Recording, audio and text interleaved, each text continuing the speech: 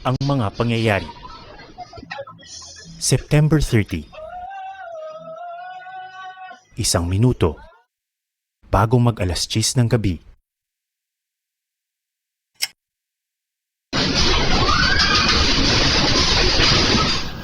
Biglang yumanig ang lupa sa Cebu.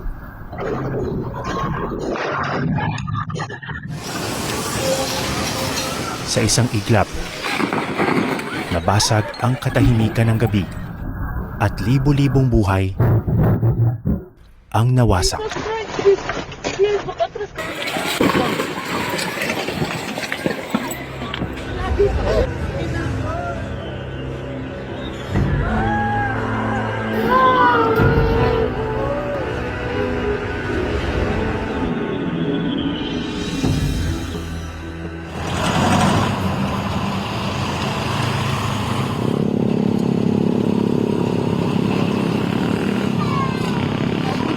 Wala kay parang dito sa among tanawon ha.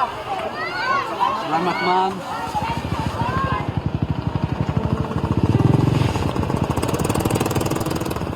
Magnitude 6.9 ng lindol na nagpadapa sa Hilagang Cebu.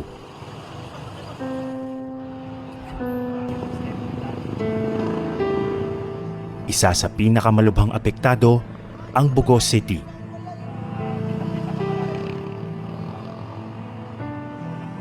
Na pinakamalapit sa sentro ng pagyanig.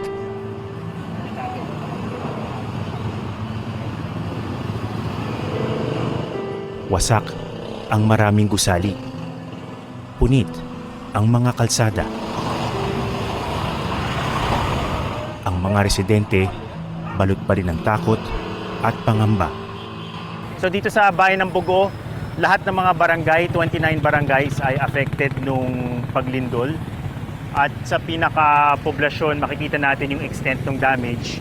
Marami sa mga structures na ito ay mga sementado at nakikita nga natin na nagkanda bitak-bitak ang marami sa kanila.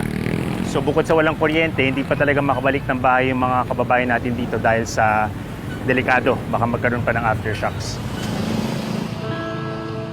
Hindi pa raw nakararanas ng malakas na lindol ang mga kababayan natin sa lugar na ito. Grabe ang yanig. Pagyanig. Oo, as in, ang yanig niya, first time pa namin na-try to ganito eh. Kahit na at my age, ever since, ngayon lang talaga. Nagkalindol dito. Grabe. Yung sa Bohol, nakadama kami dito, pero hindi. Mahina lang. Oo, mahina lang. Di katulad that one. Tila malayo pa ang kanilang lalakbayin bago muling makabangon. Di ko alam anong gagawin saan mag-start. Kasi yung sa tindahan din namin, doon yung first namin, income talaga. Nasira din. Di ko talaga alam kung saan kukuha talaga.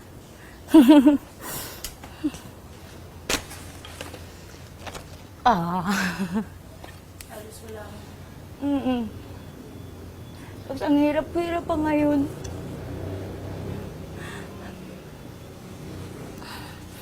I just try to keep myself strong, pero babagsak talaga, wala talaga.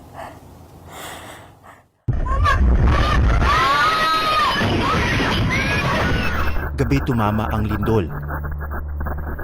Kaya marami sa mga kababayan natin ang nagpapahinga na sa kanilang mga tahanan.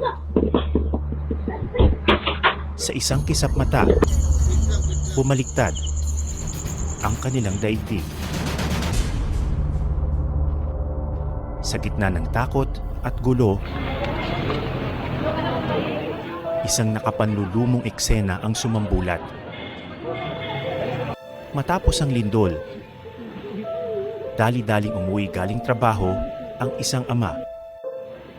Pero ito na ang kanyang inabutan. Marami pang bayan ang patuloy na nagdurusa at nagluluksa pagkatapos ng lindol. Sa Daan Bantayan, isang istrukturang mahigit isang siglo nang nakatayo, ang nawasak at halos tuluyan ng gumuho. Ito yung simbahan ng Daan Bantayan, yung Shrine of Santa Rosa de Lima. Nasira nung lindol, bumagsak itong buong harapan niya.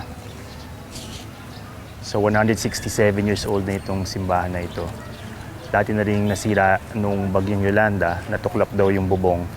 Pero ngayon, ito na siguro yung pinakamatinding pinsala na inabot niya, sabi ng mga tao dito.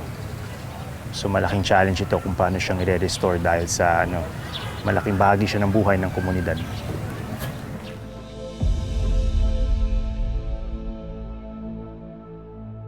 Sa San Remigio, bumuka ang lupa sa gitna ng mga bahay sa isang bukid.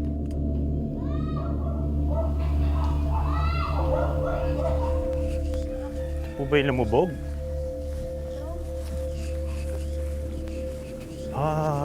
Lalim pala. Ay, laki. So ito ay isang dambuhalang sinkhole na lumitaw dito sa San Remigio pagkatapos ng lindol. Halos kainin na itong bahay na ito. Kung titingnan natin yung bato, yung puti na yan, parang indikasyon na gawa sa limestone itong paligid.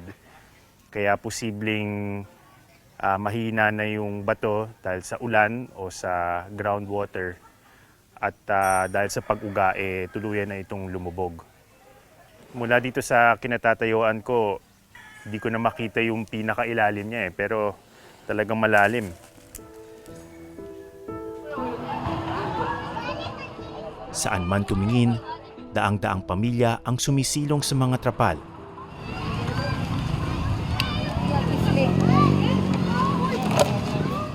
At naghihintay sa tabi ng kalsada para maabot ng tulong.